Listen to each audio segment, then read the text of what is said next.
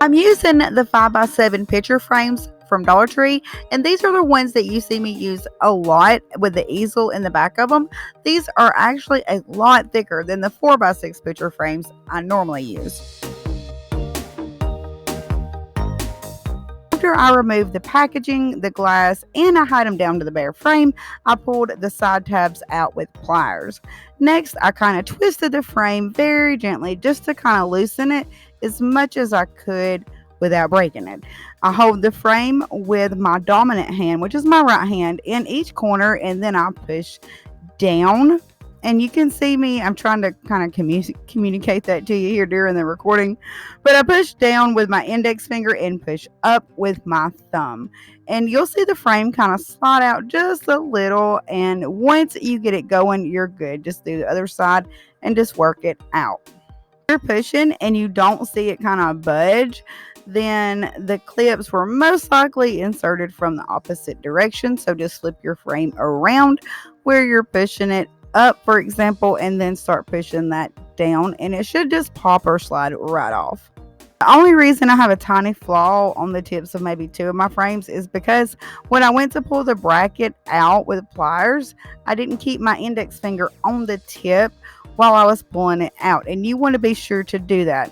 To clip straight out and hold the very tip of it with your index finger, and just kind of apply a little bit of pressure while you're pulling it with your other hand. So now that they're all prepped, the first project is all made with the thick 5-inch frames.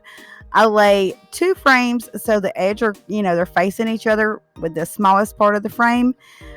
Edges or the ends are making kind of this M shape.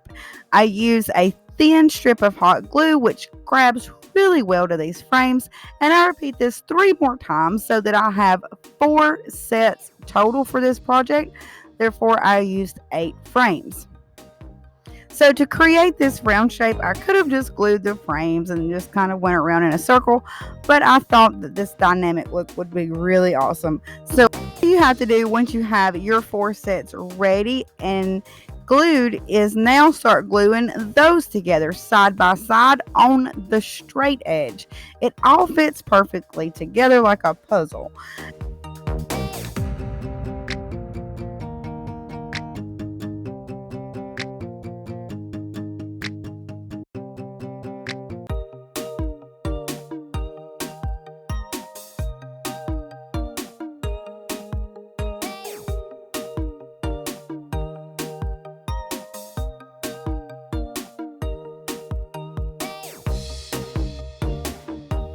So I was wondering how this was going to look with the gems in the center, and I'll talk more about the gems here in just a moment. I used all Dollar Tree gems, the acrylic ones, except for one row. The gems side by side using very little hot glue. This is to keep the gems as shiny and clean and neat as possible. Glue dried. I glued the rows inside of the grooves in each of the 2 frames going around. I had to add a little bit of hot glue to the tops and the bottoms of the gem, gluing those to the backs of the frame. About the acrylic gems, this is my first time to purchase gems from Amazon. I'm getting low on my Dollar Tree gems and I can't find any right now. So the seller sells these by the pound, and I bought a pound and a half for $10. And it came with this little carrying bag that's really cute. So these are so much nicer. The quality is great. These are not cloudy or hazy or anything. These are just, they're the exact same as if you were to buy these from like Michael's or Joann's. Now Dollar Tree gems, they come in a 2.96 ounce bag. So after I broke everything down, it comes to be $1.90 difference, and that's not including the value of the carrying bag. So as an overall, far and away, this is the best quality, the best deal, and the best value.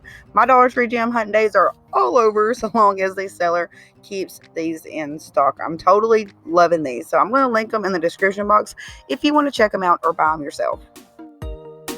Work my way around, and I also add some mosaic mirrors to the seams where the 2 frames are touching. And the mirrors came from Amazon, and I'll link those in the description box as well as the gems. Only thing I didn't like was the backs of the picture frames showing, so I went over the backs with some Mod Podge and silver glitter just to add another pop of glam. As it turns out, you can't even see the backs on the next project. For the next DIY, I use the large 7-inch frames, and these are already prepped, so I start gluing them the same way with 2 frames facing each other, just like before, creating the M shape on each end. Then I simply glue those 2 pieces together, creating a double M pattern. Glued in these grooves as well, the same way as before, and this is what it looks like.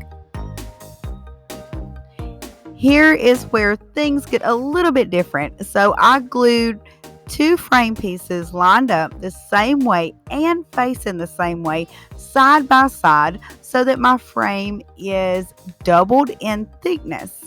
I repeat that another time, giving me 2 of these just alike. So these are going to be our side pieces, and this is what makes our shape. I add hot glue to the double stacked frames on just the glitter side, and I glue that to the straight ends on either one of the ends. What would be the front part of the frame if this were still actually being used as a picture frame? That part should be towards the back side. That part will be what actually touches the wall. So this is what creates the depth and the curve.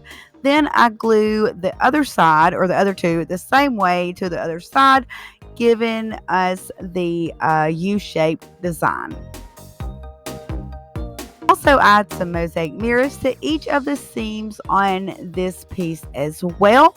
These mirrors are so easy to work with. They're just a peel and stick with a great adhesive backing. That's what it looks like so far. A stack of 4 Jenga blocks that I had glued together from last week's project to equally separate the frames on the wall decor project I made. So I'm going to take that block of wooden blocks, and then I'm going to glue another wooden block at the top to create a ledge, and I'm going to glue that inside of the backing of this sconce.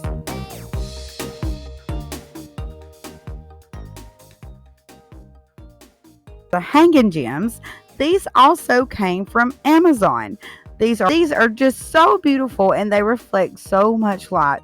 And of course, using a dowel stick, and I just had this one in my craft box.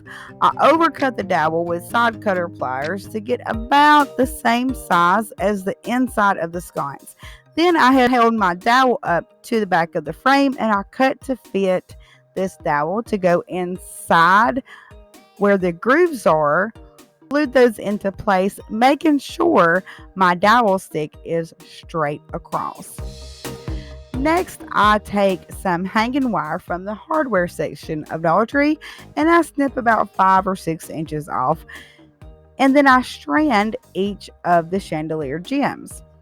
The wire through the jump ring and kind of do like a little twist like you would a bread tie, so the gems are dangling on the ends, and this will give you like a long stem that'll reach up to your dowels. And I the other end and wrap it around the dowel, but you want to make sure you line it even with the bottom of your sconce, and you just keep going until you have a nice full set of gems hanging below your I spread the wire evenly across the dowel and kind of separate the gems. Then I add hot glue across the top of it to ensure that they don't slide and glide around out of place as I move it and hang it on the wall. And by the way, you can add another picture frame piece on each end and make this come out a little further from the wall if you wanted to, and create more depth. That way you can have room for a small light if you wanted. There's a lot of different things that you can do, including doing this one, having like a front and back and the sides. So you can make this like a vase or a flower box. These DIYs are so super easy, so super simple, and they are very inexpensive. And if you are inspired, or maybe you got an idea from one of these DIYs, please take the time to slap a like on it. And I really appreciate you watching, and I'll see you again really soon with more new creative DIYs.